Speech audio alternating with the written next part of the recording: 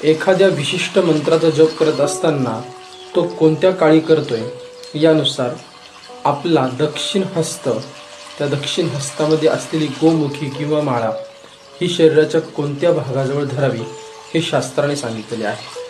शास्त्र असे सांगते, प्रातर नाभौ करण धृत्वा, अर्थात प्रातःकाळी जेव्हा आपण जप करत असू तर आपला हात जो आहे तो आपल्या नाभीजवळ असावा.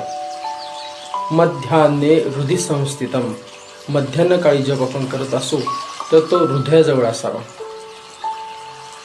सायं जपती नासाग्रे, सायंकाळी जप करत असू तर नासिकाजवळ ती माळा असावी.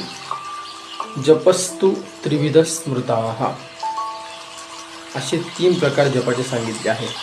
यानुसार विशिष्ट मंत्राचा जप विशिष्ट काळी विशिष्ट शरीराच्या भागाजवळ आपला हात असणे जास्त गरजेचे.